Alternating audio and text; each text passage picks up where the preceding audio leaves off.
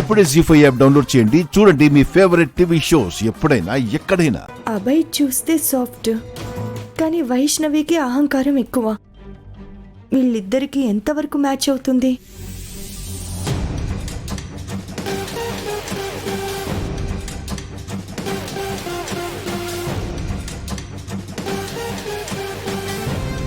మీ అమ్మాయి మా ఇంటి కోడలు అవుతుంది అంటే మాకేం అభ్యంతరం లేదయ్యా. కాకపోతే నిర్ణయం తీసుకోవాల్సింది వాళ్ళిద్దరూ కదా.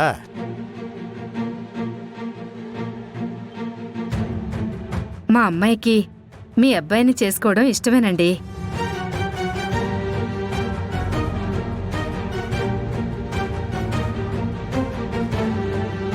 రాబాయ్, నువ్వేమంటావు? అనడానికి ఏముందన్నయ్య, ఆడపిల్ల తనే పేరెంట్స్ మాటకి అంత వాల్యూ ఇస్తున్నప్పుడు మగాణ్ణి నేను మాట కాదంటానా?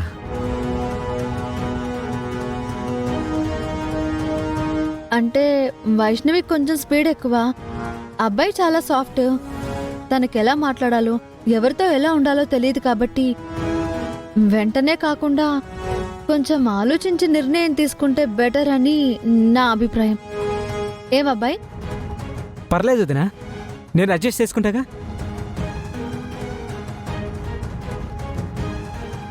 అభయ్ వాళ్ళకం చూస్తుంటే వైష్ణవిని ఇష్టపడుతున్నట్టున్నాడు. అత్తయ్య గారు వాళ్ళేమో ఇంట్రెస్ట్ చూపిస్తున్నారు. ఇప్పుడు కాదని ఎలా చెప్పగలం?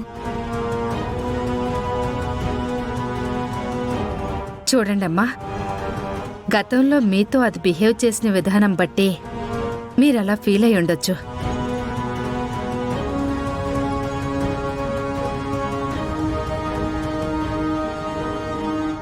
కానీ చిన్నపిల్ల, ఒక విధంగా మా గారాబం వల్లే అది అలా తయారయ్యింది. ఇక్కడైతే మీరందరూ ఉంటారు కదా, మీ సొంత చెల్లి అనుకోండి.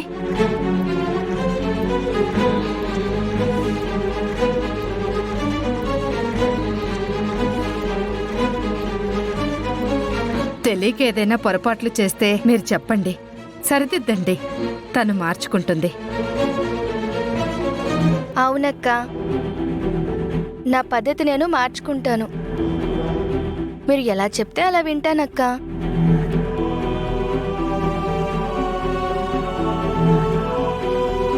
తను మారుతా అంటుందిగా, మీరు చెప్పినట్టే వింటా ఉంటుంది. ఇంకేం ప్రాబ్లం ఏం లేదు కదా.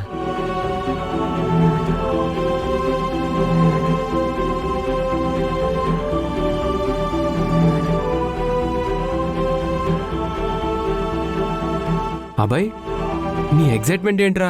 అది అన్నయ్య, అది రే అబ్బాయి, వైష్ణవి నీకు మనస్ఫూర్తిగా నచ్చేసిందా ఏంటి? చెప్పరా, ఏ, చెప్పు. ఏ, సిగ్గు, సిగ్గే కదా.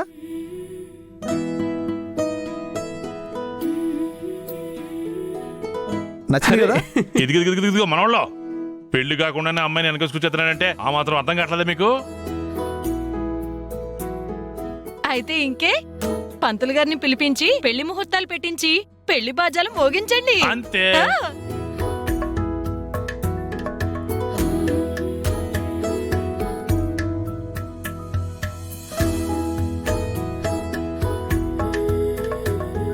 జీ5 యాప్ డౌన్లోడ్ చేసి అన్ని ఎపిసోడ్స్ పూర్తి ఉచితంగా చూడండి.